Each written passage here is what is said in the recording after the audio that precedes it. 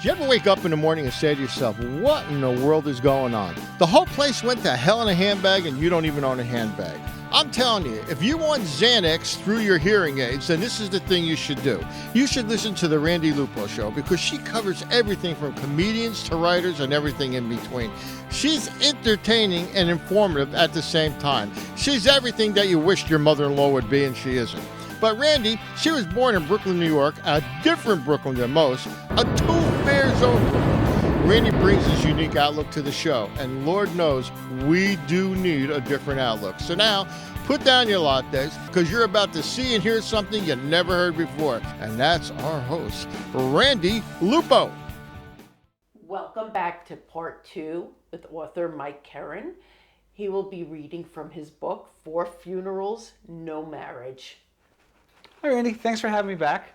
So I just want to, for a minute, set up the chapter. I've chosen to read from actually the epilogue of the book, right?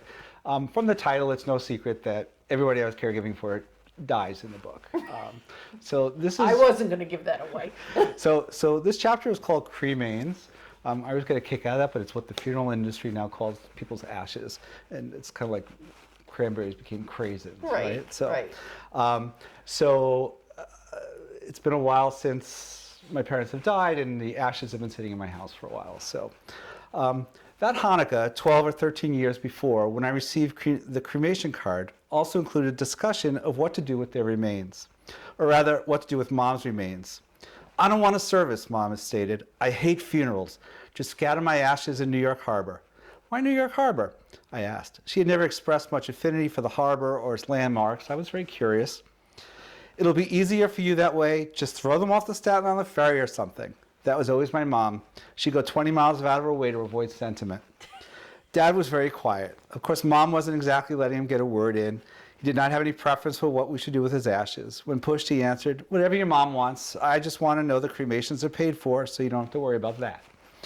Even then, I thought to myself, what if I want to worry? What if I need a funeral to say goodbye? That Tuesday morning after Mom passed, Tom and I sat with the funeral director as I signed the forms authorizing Mom's cremation. So what are your plans for the cremains? Sorry, stuck page. I burst out laughing at the sounds of that word. Just as dry cranberries had usurped raisins and went on to be called craisins, human ashes from cremation were no longer just remains, now they're cremains. I learned a great deal about the laws regarding the disposal of cremains. To honor my mom's wishes would take permits and chartering of a boat. Of course, what they don't know won't hurt them, the funeral director had said in a hushed tone. Whatever you decide, don't throw the ashes directly off the boat. If they are not in a container, they usually blow back at you and get in your hair, your mouth, just everywhere. I'd once heard a story of someone having to spit his mother out over the side of a boat because the ashes had blown into his open mouth. As a therapist, the implications of that still rolled around in my head. You also don't want to throw the box they are returned to you in directly overboard. If it washes ashore, they can trace the label, and you'll get in big trouble. So what are our options? In the end, we bought 2 biodegradable packages, one for Mom and one for Dad, whose cremains had still been sitting in the bottom of a dresser drawer since I took them out of the trunk of the car after his memorial service. The packages were designed to dissolve the moment they got wet, assuring that they would sink to their final resting place and scatter before there was any evidence of the crime. They were quite attractive. As we left the office the day we picked the cremains up, the funeral director said, remember, don't even let a drop of water touch them. The containers will start to deteriorate and you'll just have a wet pile of gunk. Immediately, my mind went to the movie Gremlins, and I felt some relief that my parents' cremains could not reanimate as gremlins. So I brought Mom and Dad home and put them on the dining room table where everything that enters the house first gets deposited. I'd have to find a dry place to keep them until we can get them into the harbor. Both my brothers informed me that they wanted to be present when Mom and Dad were tossed overboard. I let them know the urgency of getting the cremains into the water and asked that they confer on me some dates they would both come to us to attend to the matter. Of course, months passed. Both would ask me if the other had suggested any dates, but neither had actually talked to the other about it. Mom and Dad got moved to a place in the butler's pantry when the dining room table was needed for entertaining. The sink in there was turned off due to a leak, and except for the rarely used coffee pot, there was no other source of fluids in the space.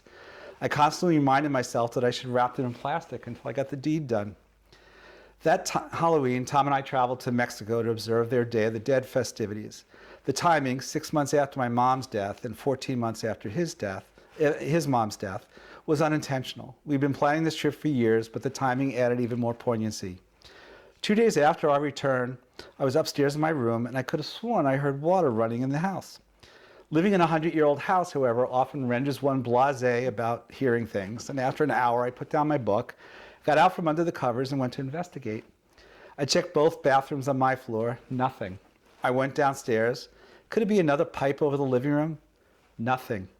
I entered the kitchen. The sink was off, no water pouring out from under the sink, but the noise was getting louder.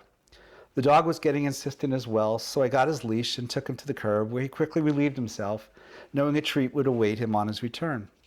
I stepped into the butler's pantry to get the treat and was greeted with my own Niagara Falls. Not only was the water pouring out from a bulging ceiling, it was cascading down the shelves of the glass front cabinets, forming picturesque waterfalls as it bounced from plate to plate and wine glass to champagne flute, as it quickly was inundating the small space. I panicked. But there, in the middle of the mess, lay Mom and Dad. Amazingly, they were dry. I quickly got the plastic bags, covered them, and got them out of the way of the tsunami. I don't know how they were spared. My urgency to get them into New York Harbor grew more pressing. After getting in the emergency plumber service and calling the insurance company, I composed a text to my brothers. It went like this. Hi guys, we almost lost Mom and Dad again this morning. We've had a burst pipe in the butler's pantry. There is much devastation. Ceiling is hanging down, the floors are warped. As a result, we will not be able to host any holidays this year. Sorry. Miraculously, Mom and Dad are intact, but I cannot emphasize how much we need to get the remains into the water. Please decide between yourselves a date to meet here to do it. Further delay could bring tragedy. As a bit of encouragement, I've decided that if you guys do not come out, or at least provide me with a date by Hanukkah, I will be dividing up the ashes in 2 cardboard boxes and giving them to the grandchildren as jigsaw puzzles. Your loving brother. It sounds crass, but I was desperate to motivate them. To me, my parents were not in those envelopes, and the actual depositing was not causing me much emotion. I carried Mom and Dad internally, and those were just piles of ashes. But on the other hand, I wish to honor Mom's wishes. No surprise that they called my bluff. The holidays came and went. No word, no mention from my brothers of any plans to take care of this. Winter turned to spring, then summer, and Mom and Dad were now in a cabinet in the dining room. Sometimes I forgot they were there. Near summer's end, I realized I needed to make another pitch, so I sent another text. Guys, what do I have to do to get your attention on this matter? If you want to be present when Mom and Dad are tossed, I really need to get some input from you guys. If I don't hear from you, I will be taking matters into my own hands. I've decided to divide Mom and Dad's ashes into 4 piñatas, and will be bringing one to each of the grandchildren's next birthdays. Don't let this happen. That was great. Oh, thank you. That was great. You know, well, a few thoughts. First one, hearing you reading was awesome. I have this thing. I love to hear the author read their own words. It just seems so powerful to me. And I was wondering, will you at some point put your book on audio? So I have to speak with my publisher about that. I would like to, but unless the publisher has a sense that this is going to make a lot of money, probably would be my own expense. And I don't know whether I'll be able to. I would like to. I think Memoir on audio is the best way to do Memoir. Right. Some of my favorite experiences have been listening to like Angela's Ashes, Frank McCourt, like reading with his Irish brogue. Right. There's another book that I love called The Delanceys of Queens, and this woman has a very heavy Queens accent, and she's reading about her childhood on the streets of Queens. It just adds to the experience that you don't get when you read it. Right. It makes it come alive. So, but we'll see. We'll see what happens. If if there's a call for it, and people want to call my publisher and tell them to do it, that's fine. I personally, I love to Right. listen to books on tape. So- It's like my thing. I love, and especially like I said, when the author Right. themselves read it. Now I love the title. I don't think we spoke about it. 4 funerals, no marriage. Can you talk about? We know about the 4 funerals, but Right. what about the no marriage? So, obviously it's a play on, the 3 weddings and a funeral. Yes. And it actually could almost be 5 funerals, because there's also the death of my dog is covered in the book. Yes. But you can interswap my father-in-law and my dog at some point, right? But so the no marriage part was, this all took place before gay marriage was legal, right? And there were moments in hospitals where staff, either clearly didn't acknowledge Tom, who was my partner of 20 years at the time. We're going on 35 years of marriage this year, or 35 years of being together. And so, but the state just didn't recognize it. We'd been together more of our adult life than we hadn't been at that point, and yet we could be just not be seen as part of each other's lives. So I thought that became, a title that fit. I love it, and also in your book, it shows what a support Tom was for you, and vice versa, regarding whose family, whether it be Tom's parents or your parents. You were so there for each other. So it would almost be insane not to include that person and not let them into the hospital, which was an issue at that time. That they may say, no, I'm sorry, you're not family. No, you can't come in. So yeah, I mean, it was the most telling one was the morning that Tom's mom passed, and the hospice had called, and he'd already left for the hospice, and I was on the list of people they could talk to, and they wouldn't tell me why they were calling. And I said, well, he's on his way over there, so you can tell him when he gets there and stuff. And then there was this confusing moment because I thought maybe the end was coming, and I stopped to get breakfast and bring it for Tom, and I get there and I'm, greeting my mother-in-law, who's dead, and Tom's sitting talking to her friends in a corner, and I'm like, she's dead? And he goes, oh, you didn't get that message? I'm like, no, that's why I asked if I had time, and it was like, and it was all because I wasn't seen so much as part of the family. And, there were other moments in the book where, we deal with like homophobic reactions and in some cases more heterosexism, people just not even thinking about the existence of people other than themselves. So it's such as the Valentines Day Massacre. that was a good so one. I'll leave it at just the title, Valentine's Day Massacre. The titles of the chapters alone are great. Right. So people have to buy the book to see what the massacre was all about. Worth it. You will love it. You will not be able to put it down. I'm telling you. So. And you know what else I found interesting when I was reading it? It's like, here you're going through this like really intense time, caretaking very, very severely sick people, and it's like it's relentless. It doesn't end for you. It's like one after the other. It's simultaneous. I mean, it's the book goes into all of that. But as you were caretaking, you were living your life. You and Tom were in the middle of your life and had things that you were doing, wanted to do, and a lot of that. Like, how did that go for you? What? It was a difficult part of it. When my mom and dad first got sick, I was starting a new career. I had decided I wanted to leave psychology for a while, and I got a job as a stockbroker. And I had taken all my exams and was starting to build my book. And I spent so much time caregiving that I neglected the job. And so at the end of my training period, they were like, well, you're not really gonna be able to support yourself at this. So, I was terminated and I went back to psychology. And then there were moments like when I was going back and forth to hospitals and stuff that was always my first order of business. Like my job, I did it remotely, not remotely, but like on autopilot in some ways. And being a psychologist, it's not, luckily I was in an administrative position more, so I wasn't harming patients, but I had a staff that counted on me and things like that. And they were very supportive, but I probably could have been there more for them at that point too. And there were holidays and, in some ways the caregiving built a sense of family and togetherness. I mean, it certainly tied Tom's mom and my parents and my mom, more tightly with us and things like that. But it was also like, just because we had these sick people in our presence, the family dynamic didn't stop. Right. So you were always dealing with the family that you had known. Sometimes people be on their best behavior, sometimes not. But Right, and it's the way you handled them not being on their best behavior and always interjecting humor. I have no idea what you're talking about. Oh, okay. We don't have to go there, but I'm telling you, it's well worth it. I would read the book just for that. It's okay. I would definitely read the book just for that. I wanted to ask you, being a psychologist now, after what you went through with caring for all these loved ones, family members, does it influence how you are with your patients? Like if they're going through something similar, if they're losing someone, like, do you feel you can really empathize more? Although I always knew you to be empathetic, and it's reminding me, and I'm gonna. So I think where I see it right, at present, unfortunately, the pandemic has been great for my field, for business in my field, right? And it's sad. I wish it wasn't, but I know.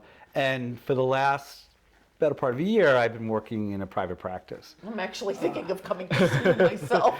But before that, I was working in nursing homes, hospitals, and prisons, and the experiences of dealing with the healthcare system with my parents really sensitized me to what patients and their families feel like when they're patients. And I would be very attuned to that with them and stuff. Sometimes maybe too attuned, I don't know. I don't know if that's possible, but you know, I often was, you know, there advocating for them as I had been for my parents, and not always at the right time. But I've always been known as a troublemaker, so it didn't matter. Troublemaker or not, I have to say, you know, like I said, on the topic of empathy, as you know, being a psychologist, not everybody has empathy. You clearly have a ton of it, and I'll never forget, if it's okay to share an experience I've had with you. Sure. I met you at a funeral, not your parents. It was someone that we both knew. Someone's husband passed, Right. And we sat next to each other at the funeral, and you were just like the most supportive person. And I'll never forget, like, I lost my keys. I just lost my keys, and you were like, well, Randy, aren't you gonna come out? Come on, I'll walk you out. And I was like, you know, I was like, you go, and you're like, well, let's walk together. And I was embarrassed to tell you, but I finally said, well, I can't. I lost my car keys, and you were like, well, are they in the coffin by any chance? But I'm getting sidetracked. But what Did we ever find them? And were they in the casket? But what I was so taken by you, but you know, it's like, you're a busy guy. You had to go back. You had to go back to work. You had things to do, and the last thing I wanted to do was keep you.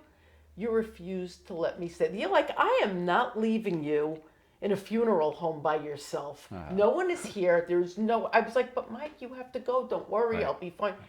And I'm gonna cry, but I'm sorry. It's a little menopausal madness, but you know. I was just so taken by your empathy, and I saw firsthand how empathetic you are, because there's no way you could have taken care of all these four people in the book, plus your dog, which is a chapter in and of itself, which is so touching. Right. So you know, it's interesting you say that, because I always think of my mom as being the most influential for me, but that piece. Right? Like my not letting you sit there by yourself. That was so ingrained in me by my father, right? That was your father, not your mom? Right, yeah. If I was out with somebody, it didn't matter what gender they were or anything, and dropped them at the curb, if I left before I saw that those people were in the house, you know, he would catch wind of it. He'd know, and I would never hear the end of it. And to this day, I think he watches me to make sure I'm still doing it, you know. And I do it. It's just natural. It just comes natural. So the idea that I would leave you alone there, you know, not sure how you're going to get home or anything, I just can't even imagine I would have. I just want to say thank you. Oh, you're welcome. I just want to say thank you. And I've recently lost another set of keys, just to bring this full circle.